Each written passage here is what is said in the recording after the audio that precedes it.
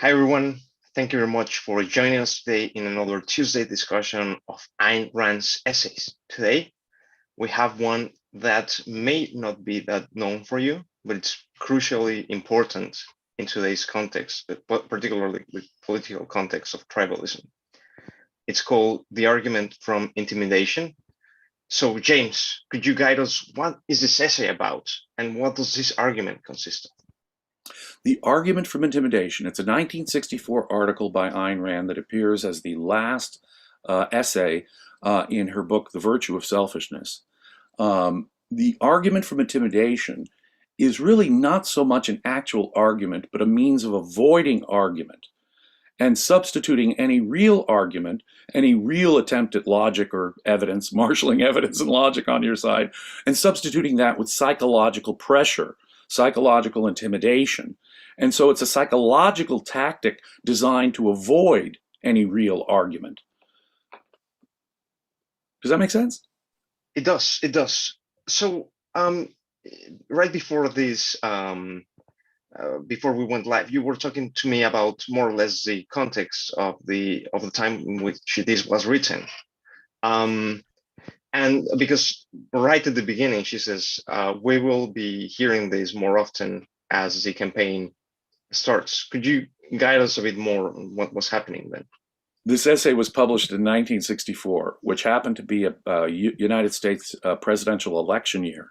And people today probably don't recognize the names, but there was a senator, the most conservative senator America had at the time was a guy named Barry Goldwater, and he was running against the incumbent president, Lyndon Johnson, who had just taken over after Kennedy's assassination as president.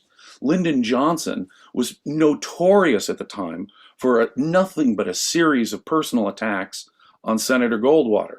They weren't very substantive attacks on Goldwater, who was making arguments, about Social Security, about international affairs with Russia. And all they were was the most notorious example was the famous Daisy ad. There was a television ad that was run with a picture of a little girl holding a flower in the foreground. And in the background, you see the mushroom cloud of a nuclear explosion going off. And that's where they leave you. The sound is sort of a countdown, 10, 9, 8, 7, as if the implication is, without telling us why, Barry Goldwater would lead to nuclear war. Anyone who believes anything like Barry Goldwater wants nuclear war without telling us the actual argumentation that would get us there. So America was flooded in the political context then, not just in the academic or intellectual context, but in the political context, flooded with psychologically intimidating arguments that really amount to demonizing the opponent rather than making a substantive argument, a kind of psychological pressure on anyone who might support Barry Goldwater because they're obviously cruel, they obviously don't care about children, ... So there's this moral or psychological implication that smears the arguer, right, and his argument at the same time. Now, it sounds like the ad hominem fallacy.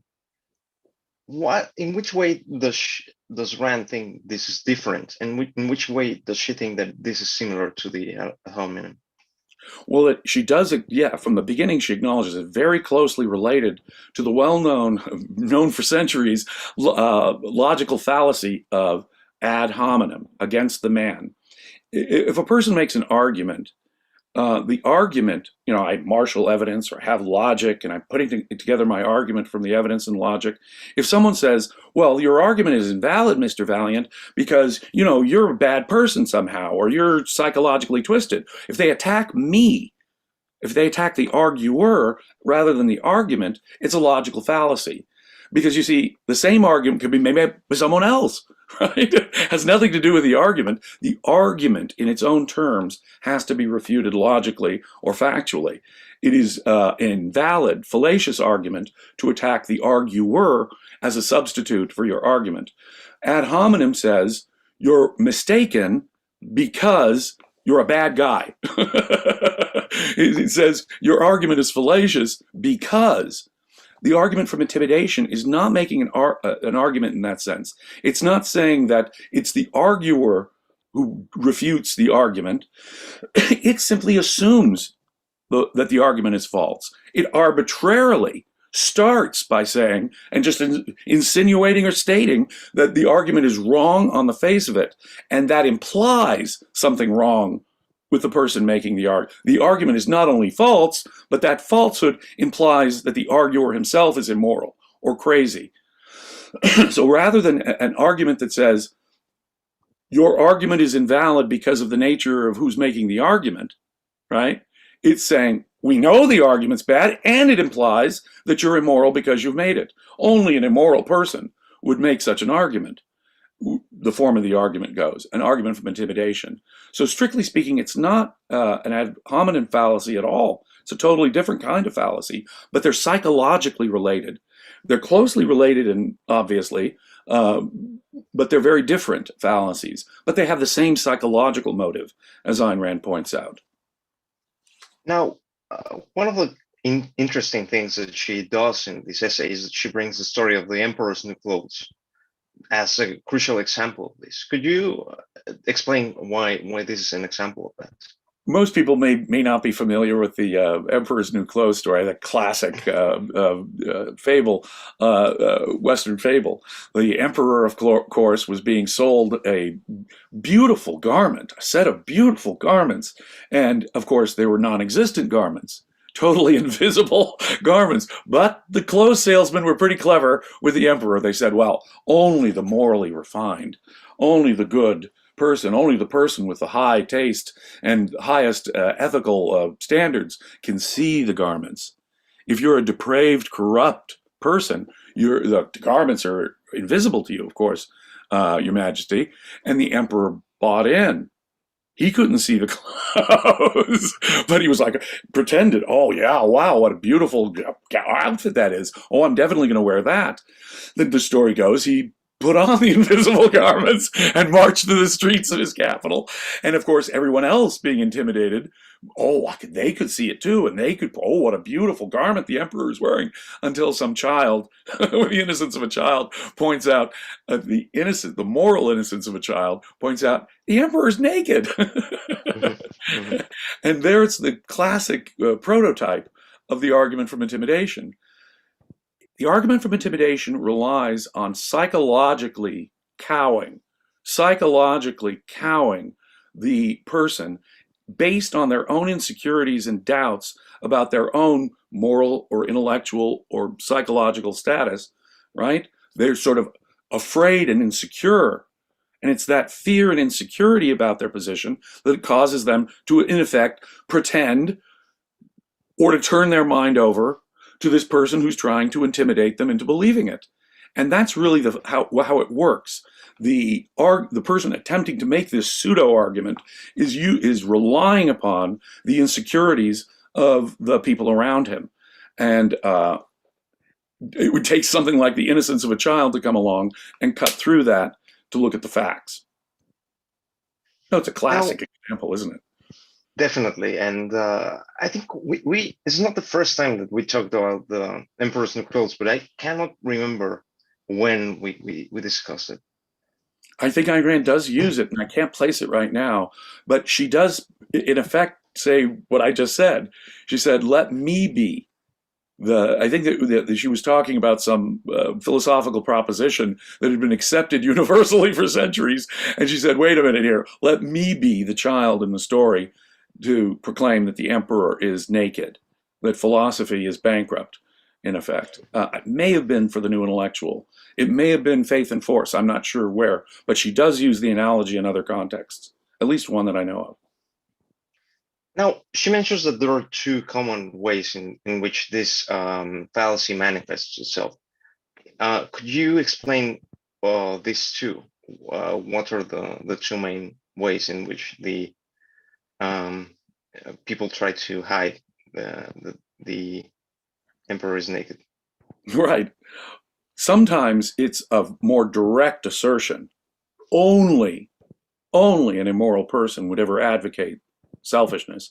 Only an immoral person would advocate laissez-faire capitalism. Only the crazy person would believe X. Only the evil person would advocate X. And they're not giving any argument. They're just assuming the falsehood of it, and that the falsehood, in fact, implies something very negative about the person making the argument. That's, in effect, all it really is. Now, there are far more subtle ways and far more powerful ways and more common ways of making it than the direct assault. Only an evil person or only a crazy person would believe this. There's this form of insinuation that often takes the form of a question. Oh my goodness, you're not really advocating that, are you? Oh my goodness, you're not really quoting Ludwig von Mises, are you? Ayn Rand has some wonderful examples there. Oh my gosh, university classrooms. I, as a philosophy undergraduate at New York University, confronted this over and over and over in my humanities classes. Professors that would insinuate, so you don't be ridiculous. You can't really be meaning that. Are you saying that, sir? And what all it is a form of psychological insinuation that there must be something terribly wrong with you if you're even suggesting this. And so they'll say, don't be ridiculous. Or you can't seriously be advocating that. Or, do you really mean to quote that person? That kind of form. And that's actually far more common, a form in which we find this, and it's a subtler form. It's not an argument at all. It's a kind of psychological intimidation that rests on the insecurity of the person they're using it against. I was definitely thinking about probably the most common one, like, are you a climate change denier? Oh, God, yes. And do they ever really, and this is what I will always do. I'll say, can you put together for me, in your own words, the argument that convinces me that catastrophic man-made global warming is around the corner? Now, just use logic and fact. Use only what you know from your personal knowledge. Now, 90% of these people can't even begin to make an argument like that because they don't know anything about the science. That does not stop them from intimidating people who are questioning catastrophic man-made global warming. It doesn't stop them at all. They don't marshal evidence. They don't actually make an argument. They just say, well, the consensus, and this is very frequently what'll happen. They'll cite a consensus, real or imagined. They don't always cite a consensus, but they'll very frequently cite a so-called scientific consensus or popular consensus on something as if that in itself, even if true, would prove it.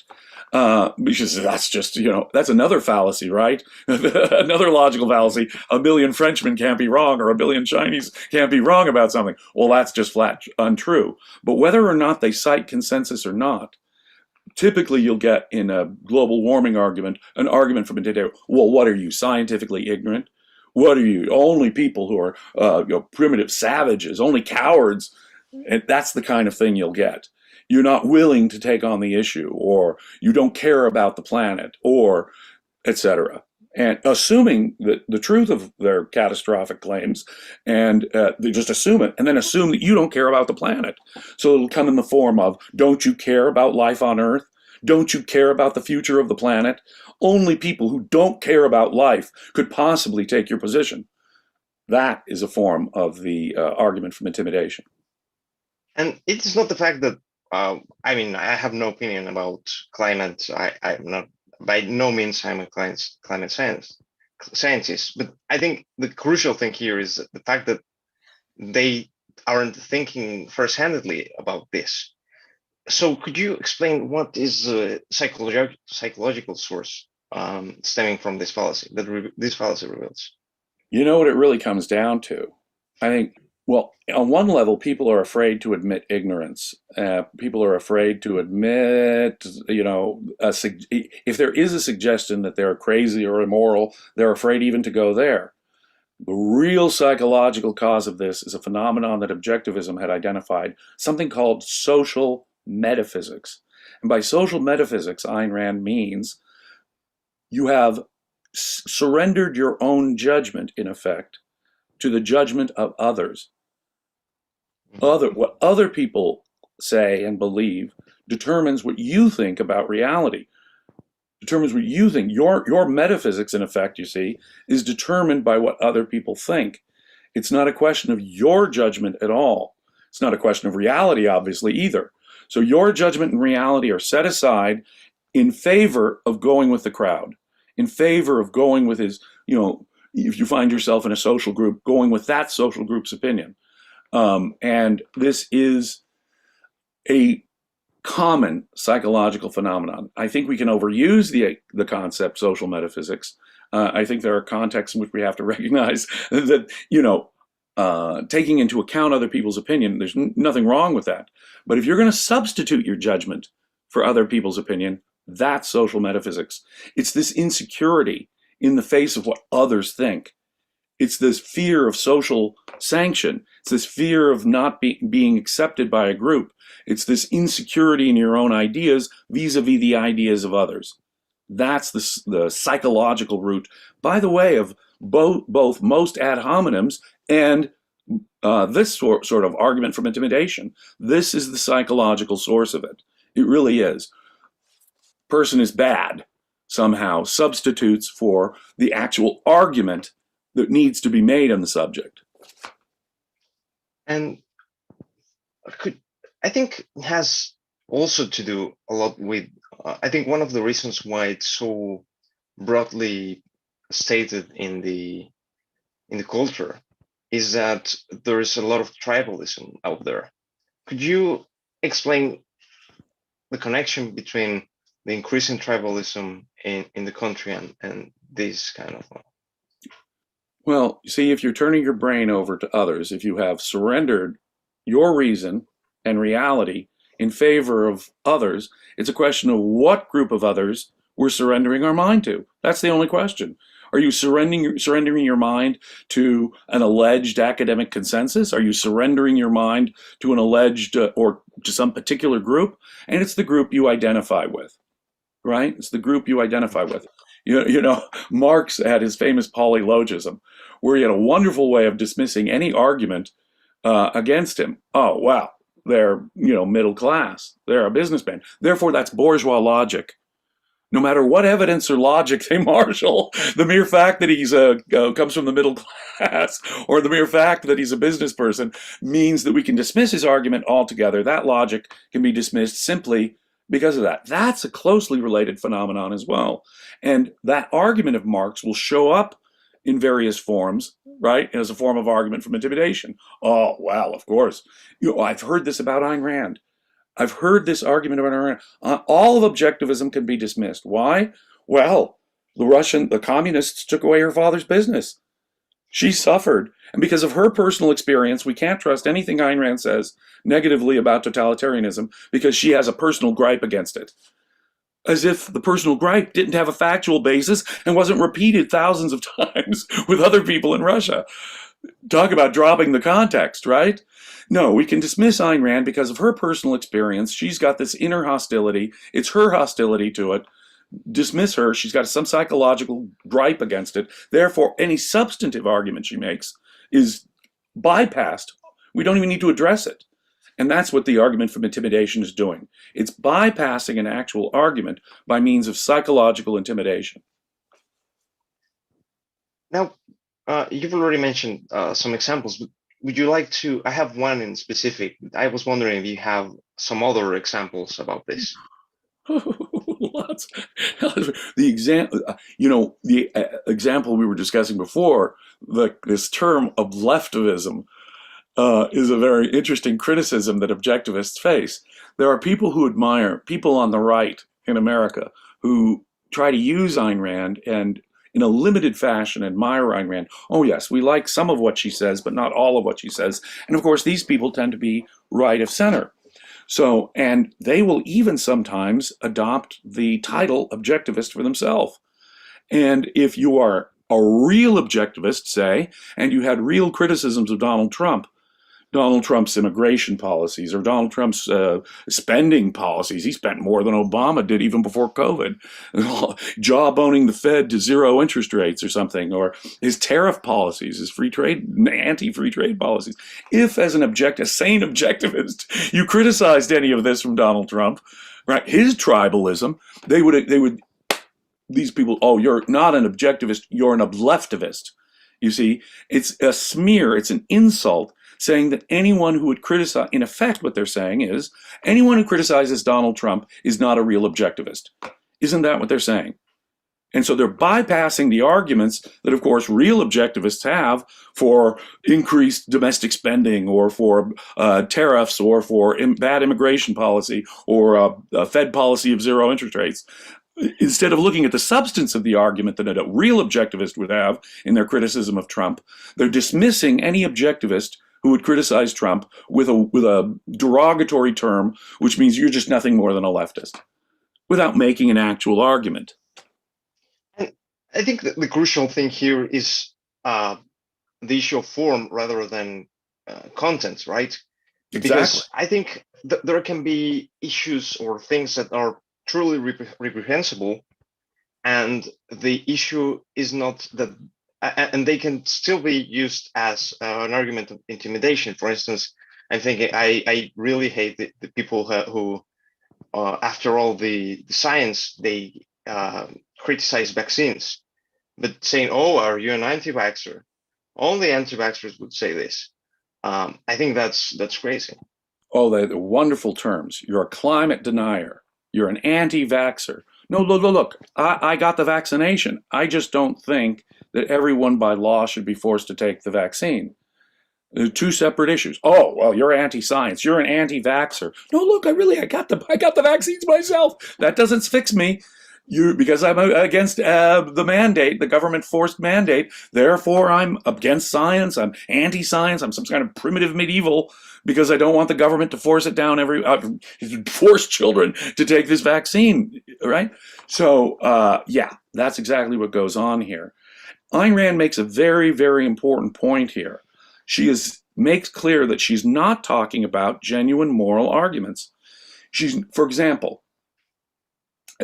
if someone takes a position of being a Nazi or a racist, that is, in my context, a morally reprehensible position to take.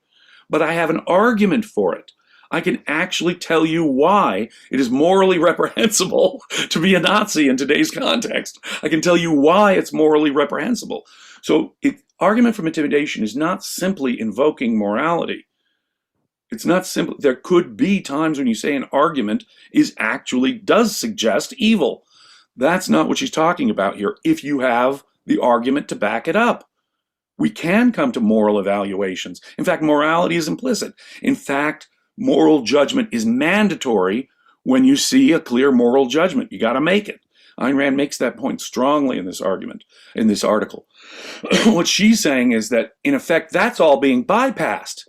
That's all being skipped by this argument for intimidation. They're insinuating that you're immoral. They're insinuating a moral argument without actually making the argument. So it bypasses the argument. It just says anyone who would believe this must be immoral or bad or crazy or ridiculous, you see? So it's not invoking morality. That's not what she's talking about here. Although the intimidators who use this pseudo-argument are basically doing just that. But they're doing that without the goods, without the argument to back it up. So the way that I see it is, if you can explain why someone is immoral, like saying, okay, well, you're a Nazi and, didn't you see all that happened in the 1940s? Didn't you see that it is wrong, that every single fact of it is contradicted by reality, that it violates people's rights, etc., etc. Therefore, you are immoral because you know all these facts, or you have access to all these facts, and therefore you are unable to and you are evading them against saying, well, this is what's happening, and if you think this, then you're an evil person. You're from the other group. Right. That's very well put. Very well put. No, that's exactly what it is. You see it all the time. You see it all the time. People particularly, and this is important for objectivists for this reason, people who have unconventional or new ideas, or people who are trying to say something new, very frequently have to face down academics and pundits in the media who don't really have a clear answer to you, but they just know there's something wrong with you and they just know you're bad and evil, or it's going against and this very frequently happens. Academics will try to be political. They want to appease their colleagues. And so any new idea will often get dismissed out of hand in a ruthless dismissal that doesn't even consider it the argument. Well, no one serious believes it. You can't be. That's ridiculous. Only crazy people could believe that. As the academic is playing this, political game to keep in good favor with his colleagues, he's going to denounce these Howard Rourkes of the mind, original minds that are trying to say cutting edge new things always have to face the inertia of consensus. And one of the most insidious ways that these academic consensus shuts us down, those of us who have new ideas, cutting edge ideas out there, is through this means. Oh, no one believes that. Everybody knows this. Haven't we established that? Anyone who's, truly educated at a university would know better, ... In regard to the moralizing, I think I don't know what you think about this, but I've seen it very often with the libertarians that say, how only Ayn Rand would have said this, or only objectivists would say this. And then when you are asked, like, what is their essential complaint against objectivism, they will say, well, she moralizes too much. Don't you think that? Oh, there is nothing worse than the moralizing about Ayn Rand's moralizing, alleged moralizing. And they never, ever catch that. They never, ever catch what they're doing is a flat contradiction. And what it is a bypassing, again, of any real moral argumentation. In other words, rather than saying, was Ayn Rand's moral judgment here wrong? Was Ayn Rand's moral judgment there wrong? What they're saying is only an objectivist could believe something that crazy, is the implication, right? And what they've done is they've smuggled in this moral assault on objectivism, right, as their argument, making a moral argument. Moralizing against objectivists happens all the time, very frequently. Most of those who make extensive arguments against Ayn Rand will very frequently make exactly that kind of argument. So let me chip in something that Robert Naser is saying in the super chat. He says, apropos Leonard Peikoff's essay, Ayn Rand's literary style. Some Rand's critics are so bitter. They make it clear only to the unsophisticated would regard Rand as a serious writer. Refutation coming up. Oh, that's great. Robert is pointing out that this Friday, the Leonard Peikoff essay that we'll be discussing is the essay Ayn Rand's Literary Style. There are literature professors, and there were great contemporary writers in Ayn Rand's time who admired Ayn Rand. Ayn Rand's first book was praised by no less than the famous literary critic H.L. Mencken himself. The New York Times praised The Fountainhead as a classic, an American classic in our time. So she got mixed reviews often, but some very, very positive ones from some very powerful sources, as I say. But that does not stop every time. And this is I don't know of a non-argument from intimidation form in which the attack on Ayn Rand's writing as a novelist, her fiction writing, her artistry is attacked. She was a lousy writer, and they'll just say it. She was a horrible writer, and they'll just assert it, right, by implication. They will never give you an argument. They'll never break it down. Well, have you considered Ayn Rand's plots? Have you considered her poetry? Have you considered no. Has nothing to do with comparing Ayn Rand to Dostoevsky or Victor Hugo or American novelists of the 20th century. They're not making a literary argument.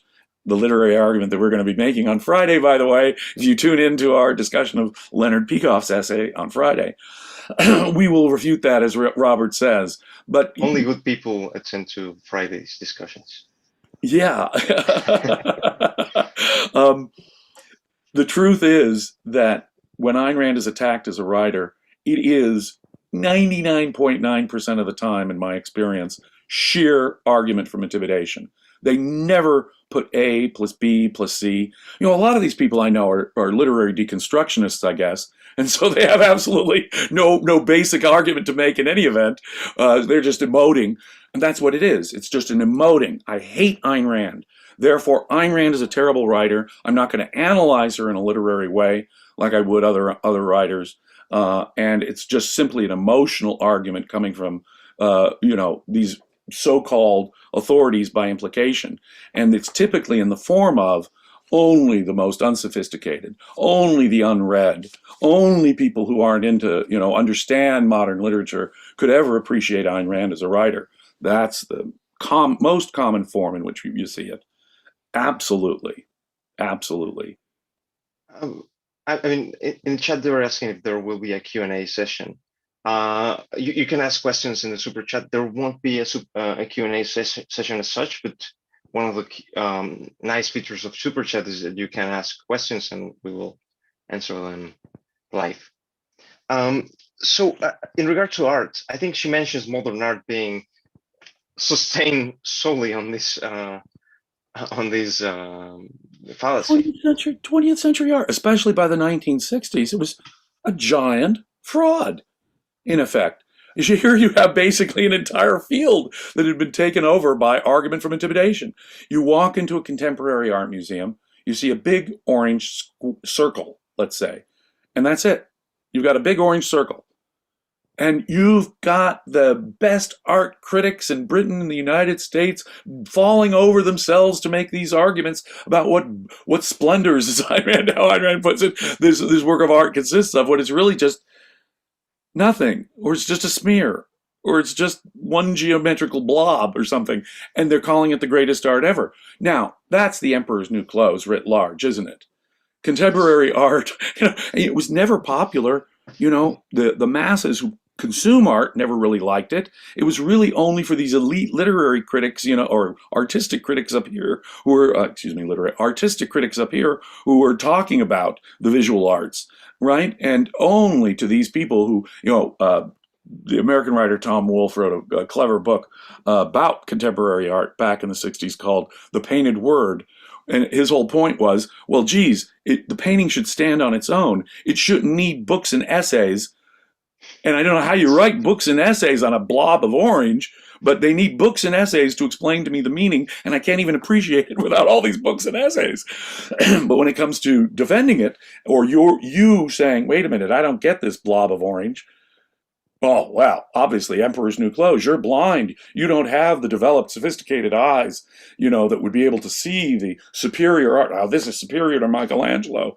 And it's only because you're so crude a human being with such unrefined tastes that doesn't permit you to see that the emperor, you see, has a beautiful garment on, when it's really just a blob of orange on a canvas that a 5-year-old could have done. Yeah, definitely.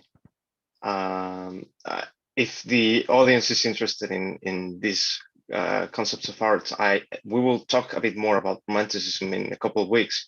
We will also have discussed art in the past, so I invite you to take a look at this previous discussions.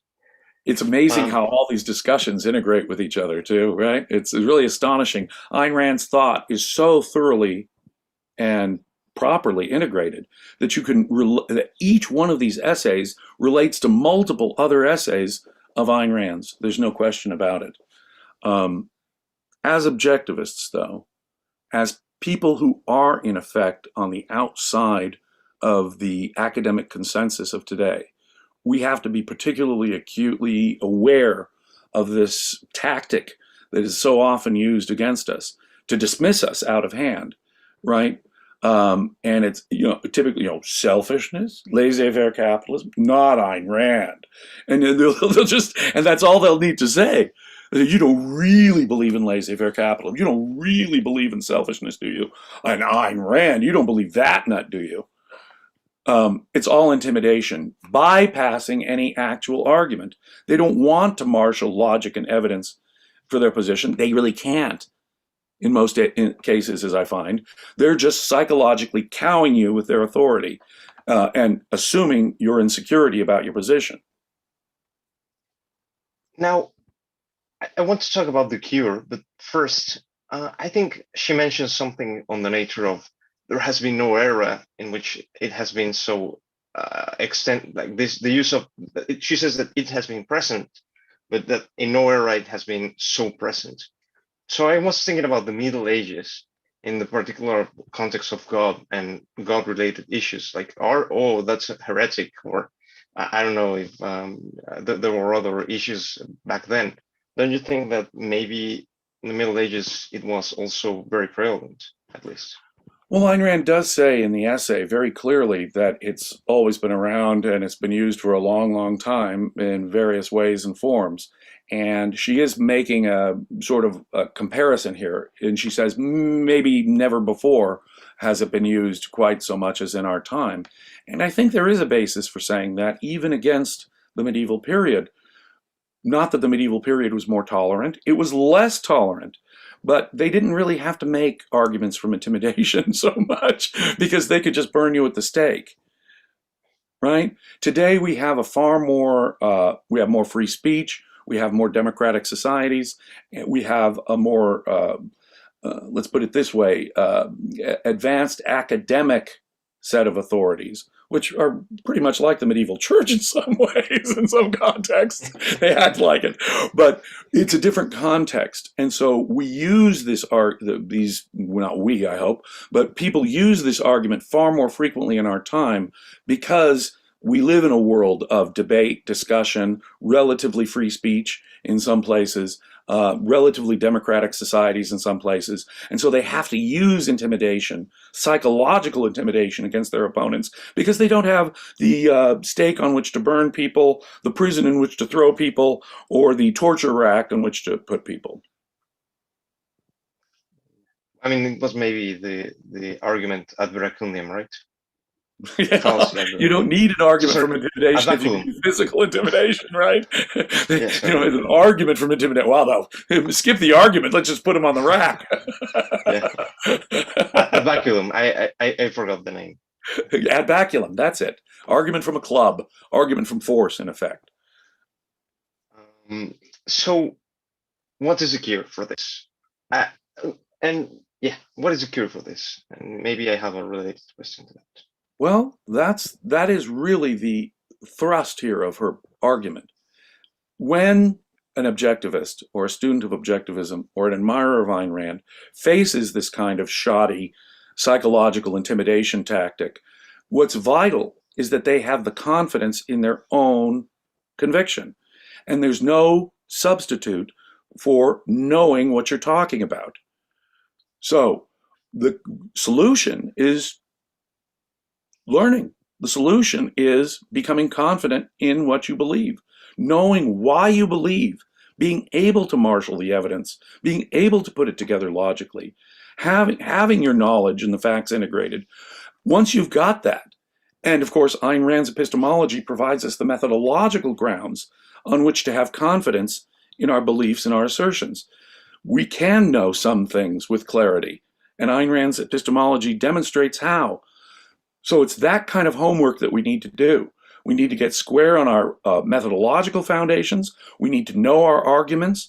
We need to know the facts that we're going to marshal. We need to know the logic that we're going to use. And we need to have the confidence, the self-confidence to know that we know what we're talking about and not be psychologically cowed by someone simply because they're trying to be intimidating or use their position as a professor or some media pundit to psychologically cow you into agreement. We all know, as Ayn Rand says, those sort of people, who will do anything to avoid looking like they disagree with you at a party. Total social cowards. We can't be like that. We can't be like that. We've got to know what we're talking about, have the confidence that we know what we're talking about, and stare down those who try to psychologically intimidate us, because that's all they really have is some kind of psychological intimidation against us, right? Yes, I in the Wednesday discussions that we have live in the London Ayn Rand meetup, there is a person I won't say their name.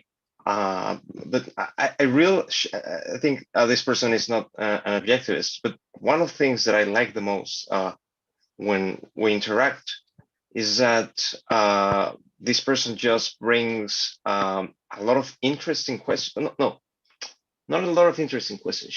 Whenever something is not clear to this person asks in any way available. Like, oh, you said that art is a metaphysical recreation of, according to the artist's metaphysical judgments. What do you mean by that? I don't get it. And I really appreciate that kind of thinking, despite that maybe there are disagreements or that maybe this person won't accept the philosophy. I think it's more important that its mind is working to the fullest.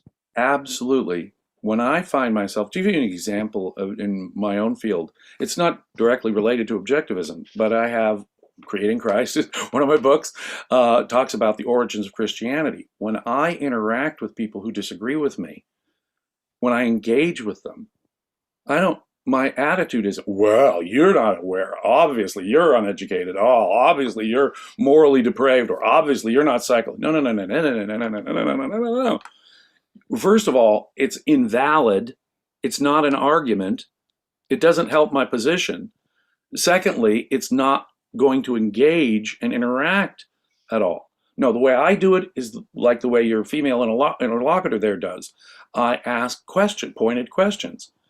I was having a conversation with maybe the world's most famous Bible scholar, Bart Ehrman, a couple of weeks ago, and instead of focusing on the areas where we might run into disagreement, I asked simple factual questions.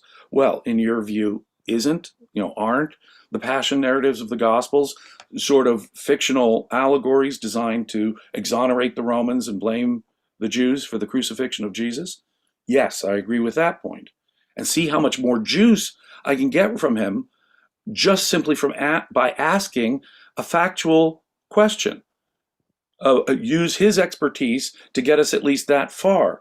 You get far, of course, any actual engagement, any productive intellectual discourse, any productive engagement on ideas can only happen that way, can only happen by asking honest questions that direct us to the facts and to the logic of the situation. So even if this lady disagrees with everything Ayn Rand ever said, the way she's going to understand it is by asking questions of that type. Is art really a selective recreation of reality based on the artist's metaphysical value judgments? I want you to break those down for me. What do you mean by recreation? What do you mean by metaphysical values? Exactly. Definitely. I mean, I couldn't stop thinking about the relationship between Rourke and Keating in this essay, I think. Oh, man. Yeah. Great example. I mean, the very first scene, right, where there's a dialogue between Keating and Rourke, it's like, Keating, how do you always know what you want, Howard? How do you not know, Peter? How do you not know? Peter's not thinking for himself about his own values. When his mother pressures him, he wants to be an artist, not an architect. If mother pressures him to go for the socially and economically better job of architecture, he's just a sucker for mom. He's surrendered, in effect, to mom's emotional pressure. It gets worse with Ellsworth Toohey, when he meets Ellsworth Toohey, who's filled with nothing but a bunch of arguments from intimidation. Ellsworth Toohey is one of the masters of arguments from psychological intimidation. Ellsworth Toohey and his crowd of artists and intellectuals does nothing but try to cow psychologically everyone else into submission. If you don't see the truth of Lois Cook's nonsensical poetry, well, there's something, you're just not sophisticated. You're just not there with us, with this higher understanding. Ellsworth Toohey and his crowd cow Peter Keating, who is able to be cowed because of his own insecurities and is the ultimate social metaphysician who's turned his brain over to other people. So all you have to do is psychologically intimidate Peter Keating on some moral or emotional psychological point, and Peter Keating will go with the crowd. He'll get along and go along and not cause waves. Howard Rourke is confident in his own beliefs, in his own position, and therefore, he will just proceed to do what he knows is right. And no amount of psychological pressure, indeed, the entire world can be against Howard Rourke, and he'll just proceed to do what he knows is right. And no amount of psychological pressure can get to Howard Rourke. Great example. Thank you very much, James. And unless you want to say something else, I will give the departure speech. Well, just one last thought. As an objectivist, we are, in effect, in an intellectual minority. We are academic outsiders to a certain extent, even though we've had great prominent academics. Some of the leading academics in their fields have been objectivists. Still, nonetheless, numerically, we are outnumbered. And do not, as a student of objectivism, let them psychologically cow you by these kind of arguments. Don't let them pressure you into thinking that there's something immoral or psychologically defective about you simply because you have a different opinion. Be confident in your ideas. Know what you know when you know it, so that you have the confidence to stand up against that. Amen. So thank you very much for another beautiful discussion on this Tuesday, James. Thank you. To the audience, I thank you as well to join us. And remember, only the membership avoiders don't become members. If I use the argument from Intimidation. Only the crazy, only the immoral, only the irresponsible would not become a subscriber to Ayn Rand Center UK. No, we're not going to make that argument. You're getting substance here. You're going to get the evidence. You're going to get the logic. You're going to get the real deal if you subscribe. On Wednesdays, you get Don Watkins' Communications Bootcamp. Is that Thursday now? In any event, during the middle of the week, you get, and that by itself is worth the price of admission for a low monthly subscription. You get that. You get our Sunday workshops on Leonard Peikoff, courses on epistemology, all kinds of other benefits.